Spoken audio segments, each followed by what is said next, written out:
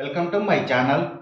నా ఛానల్ కనుక మీరు ఇంకా సబ్స్క్రైబ్ చేసుకోకపోయినట్టయితే ప్లీజ్ సబ్స్క్రైబ్. ఈరోజు మనం ఈ వీడియోలో వాస్తు ప్రకారం ఒక ఇల్లు కడుతున్నప్పుడు అందరూ చేసేలాగా అంటే ఏదైతే కంపాస్ తోటి దిక్కు నిర్ణయం అనేది ఆ స్థలానికి ఇల్లు కట్టబోతున్న స్థలానికి అది నిర్ణయం చేసినప్పుడు అది ఎటువంటి ఫలితాన్ని ఇస్తుంది, సో అది కాకుండా సరైన దిక్కు నిర్ణయం అనేది ఎలా చేయాలి అనేది మనం ఈ వీడియోలో తెలుసుకుందాం. సో ఎవరైనా సరే కొత్తగా ఇల్లు కట్టుకుంటున్నప్పుడు ఆ ఖాళీ స్థలంలో కంపాస్ని ఉంచి చాలామంది కూడా ఆ కంపాస్ దిక్కు ఏదైతే చూపిస్తుందో దానికి సరిచేసి కట్టుకోవటం ఇల్లు అనేది ఈ రోజుల్లో మనం చాలా బాగా చూస్తున్నాం, చాలా చోట్ల కూడా. సో అలా చేస్తున్నప్పుడు ఏదైతే కంపాస్కి ఉన్న దిక్కుకి నిర్ణయం చేసినప్పుడు ఒక్కోసారి పక్క ఇళ్లతోటి అంటే ఆల్రెడీ ఉన్న ఇళ్లతోటి చూసినప్పుడు ఏమవుతుందంటే ఒక పక్కకి క్రాస్గా తిరిగిపోవటం, అంటే దిక్కులు విదిక్కులుగా మారడం, దీన్ని మూడం అంటారు. అంటే అన్నీ ఒక వరుసలో ఉంటే మిగతా ఇళ్ళన్నీ ఒక వరుసలో ఉంటే కొత్తగా కట్టే ఇల్లు మాత్రం ఒక పక్కకి క్రాస్గా తిరిగి రావటం అనేది కొన్ని చోట్ల, అంటే ఇది సమయానుసారంగా అంటే కొన్ని సంవత్సరాలు గడిచే కొద్దీ ఏమవుతుందంటే కంపాస్తో మనం చూసినప్పుడు ఆ దిక్కు అనేది కొంచెం అటు ఇటుగా క్రాస్గా మారటం అనేది సహజంగా జరుగుతుంది, నిజమే అది. కానీ ఆ కంపాస్ ప్రకారం మనం దిక్కును ఫాలో అయినప్పుడు ఇట్లా ఇల్లు ఒక పక్కకి క్రాస్గా తిరిగిపోవడం, అలాగే స్థలం కూడా వేస్ట్ అయ్యి క్రాస్లు తిరిగిపోవటం జరుగుతుంది. అదొకటే కాదు, వాస్తు ప్రకారం ఇంకా ఏం తప్పు జరుగుతుంది అంటే ఏదైతే ఇంటి పారుని సరిచూడటం అనేది కూడా మిస్ అవుతుంది. ఎందుకంటే ఆల్రెడీ మేము ఉన్న ఇళ్ళు మిగతా అన్నీ కూడా ఒక దిక్కుకుంటే ఈ కొత్తగా కంపాస్ ప్రకారం వాస్తు నిర్ణయం దిక్కు నిర్ణయం చేసినప్పుడు అది ఒక క్రాస్గా ఒక పక్కకు అటు ఇటు తిరిగినప్పుడు ఆ పారుని తప్పిపోవడం అనేది జరుగుతుంది. సో చాలామందికి వాస్తు తెలిసిన వాళ్ళకి పారు కలపడం అనేది అంటే పక్కింటి ఏదైతే పక్కన అటు పక్కన ఇటు పక్కన ఉన్న ఇళ్ళ లైన్లోకి అంటే ఒక వరుసలోకి స్ట్రైట్ లైన్స్లోకి అమర్చడాన్నే పారు చూడటం అంటారు. సో అది మిస్ అయిపోతుంది. కానీ వాస్తుశాస్త్రం ప్రకారం పారు కలపటం పారు చూడటం అనేది తప్పనిసరి విషయం. సో కంపాస్ తోటి సరి చేసినప్పుడు అదొకటి మిస్ అవుతుంది. అంతేకాదు ఇంకా చాలా తీవ్రమైన దోషాలు, చాలా తీవ్రమైన పరిణామాలు కూడా జరిగేది ఏంటంటే ఒక్కొక్కసారి అసలు మొత్తం పూర్తిగా 90 degrees దిక్కు తిరిగిపోవటం అనేది జరుగుతుంది. అంటే పూర్తిగా అంటే ఏదైతే అసలు తూర్పు అనేది దిక్కు ఒకవైపు ఉంటే ఈ కంపాస్ ప్రకారం కట్టినప్పుడు శాంతంగా 90 degrees తిరిగిపోయి ఏదైతే అసలు దక్షిణ వైపుకో లేదంటే పడమర వైపుకో పూర్తిగా 90 degrees వైపుకి పూర్తిగా తిరిగిపోయి ఇల్లు మొత్తంగా అసలు వాస్తు ప్రకారం పూర్తి వ్యతిరేకమైన ఫలితాన్ని ఇవ్వటం కూడా నేను కొన్ని చోట్ల అనుభవంలో నేను చూశాను.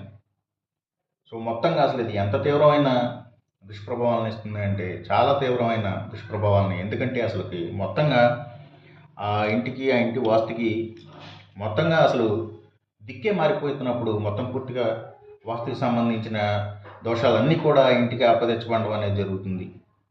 సో ఇలాంటప్పుడు మనం కంపాస్ తోటి సరి చేసినప్పుడు ఈ దిక్కు నిర్ణయం చేసినప్పుడు ఇలాంటి సమస్యలు, ఇలాంటి తీవ్రమైన వాస్తు దోషాలు కూడా కొన్ని ఇళ్లలో రావడం జరుగుతుంది అన్నప్పుడు సో దీన్ని మరి ఎలాగా సరి చేసుకోవడం అంటే దీనికి ఒక దారి ఉంది.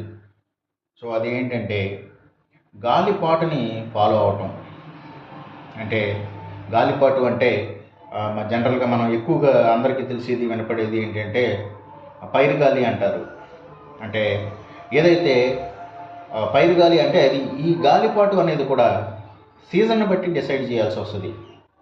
అంటే ఎట్లా అంటే పైరుగాలి అనేది అందరికీ తెలిసింది. పైరుగాలి అనేది ఇప్పుడు అంటే అది శీతాకాలంలో మొదలయ్యి వేసవకాలం సుమారుగా చివరిలో మళ్ళీ గాలిపాటు అనేది మారుతుంది. అంటే ఈశాన్యం భాగం నుంచి ఏదైతే గాలిపాటు తీవ్రమైన వడగాళ్ళు వచ్చినప్పుడు ఈశాన్యానికి మారుతుంది. వడగాలి వచ్చినప్పుడు. కానీ ఎక్కువ కాలం పాటు ఎక్కువ ఉండేది మాత్రం పైరుగాలి. అది శీతాకాలం మొదట్లోనే, శీతాకాలం ఇంకా మొదలవుతుంది అనగానే పైరుగాలి మొదలైపోతుంది, ఎక్కువ కాలం పాటు ఉంటుంది. అది ఆగ్నేయ మూల నుంచి వస్తుంది పైరుగాలి అనేది. ఇదిగోండి, అంటే గాలి వీచటం అనేది, గాలిపాటు అనేది ఇదిగోండి ఇలా ఉంటుంది. ఏదైతే శీతాకాలం మొదలు నుంచి వేసవికాలం ఎండింగ్ వరకు కూడా ఎక్కువ భాగం, ఎక్కువ టైం ఉండేది, అది ఆ గాలిపాటు పైరుగాలి అంటారు. ఆగ్నేయం మూల నుంచి వస్తుంది. సో ఎప్పుడైతే ఆగ్నేయం అనేది దిక్కు నిర్ణయం అయిపోతుందో ఆటోమేటిక్గా ఆ స్థలానికి తూర్పు దక్షిణాలు నిర్ణయం అయిపోతాయి. అది ఆ సీజన్కి. అలాగే ఇక తర్వాత వర్షాకాలం, తొలకరి జల్లులు మొదలైన దగ్గర నుంచి వర్షాకాలం పూర్తయిపోయి మళ్ళీ శీతాకాలం ఎంటర్ అయ్యే వరకు కూడా ఉండేది, అది మనకి అందరికీ తెలిసిందే, నైరుతి ఋతుపవనాలు. సో అప్పుడు ఏంటంటే ఏటిగాలి నైరుతి భాగం నుంచి, అంటే ఈ మూల నుంచి నైరుతి భాగం నుంచి ఇట్లా వేస్తాయి. సో ఇట్లా చూసుకున్నా కూడా నైరుతి అంటే పడమర దక్షిణాలు కార్నర్ కాబట్టి, సో అలా చూసుకున్న ఆ స్థలానికి ఆ దిక్కు నిర్ణయం అనేది మనం చాలా తేలిగ్గా నిర్ణయం అనేది చేసుకోవచ్చు. సో అది నైరుతి ఋతుపవనాల కాలంలో తొలకరి జల్లుల నుంచి వర్షాకాలం మొత్తం ఉండేటటువంటి కాలం. తర్వాత ఇక వర్షాకాలం పూర్తయిపోయి ఇక వేసవకాలం గాలులు, వేసవకాలం సీజన్ వచ్చేసినప్పుడు వేసవకాలం వేడి గాలులు వచ్చేది, అది వాయువ్య భాగం నుంచి, ఇదిగోండి ఈ డైరెక్షన్ నుంచి వస్తుంది గాలిపట్టు. సో అలా చూసుకుంటే ఆ సీజన్ ప్రకారం అప్పుడు మనకి అదిగోండి పడమర ఉత్తరం వాయువ్యం కాబట్టి, సో అలా కూడా దిక్కు నిర్ణయం అనేది మనం చేసుకోవచ్చు. ఇక వేసవకాలం చివరిలో ఇక ఏదైతే బాగా తీవ్రమైనటువంటి వడగాళ్ళు వచ్చినప్పుడు ఈశాన్యం మూల నుంచి గాలి వస్తుంది, గాలిపాటు తీవ్రంగా వస్తుంది. అది ఇదిగోండి తీవ్రమైన వడగాల్పులు. జనరల్గా అదేంటంటే వర్షాకాలం కొంచెం ఆలస్యమైనప్పుడు మాత్రమే ఈ గాలిని మనం ఫేస్ చేయడం అనేది జరుగుతుంది.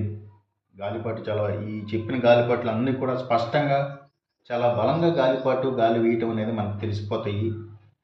సో వర్షాకాలం సీజన్ లేట్ అయినప్పుడు మాత్రమే ఇదిగోండి ఈశాన్య భాగం నుంచి తీవ్రమైన వడగాళ్ళు, బాగా తీవ్రమైన వడగాళ్ళు బలంగా వీచేవి ఈశాన్యం దిక్కు నుంచి వస్తాయి.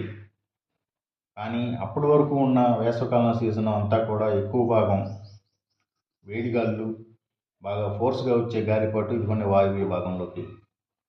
సో ఇలా ఒక్కొక్క సీజన్ బట్టి, ఒక్కొక్క గాలిపాటును బట్టి కూడా మనం దిక్కు నిర్ణయం అనేది చేసుకోవచ్చు.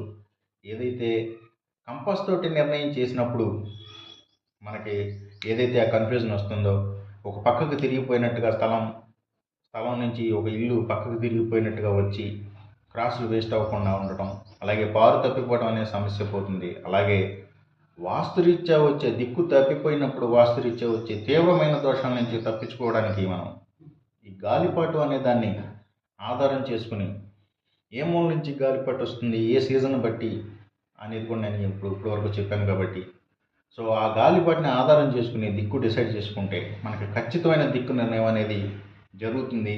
ఇది అనుభవరీత్యా చూసినప్పుడు జరిగే విషయంగా నేను మీకు చెప్పడం జరిగింది. సో ఈ వీడియో కనుక మీకు నచ్చినట్టయితే నా ఛానల్ని సబ్స్క్రైబ్ చేయండి, అందరికీ ఈ వీడియోని షేర్ చేయండి, లైక్ చేయండి. Thank you for watching.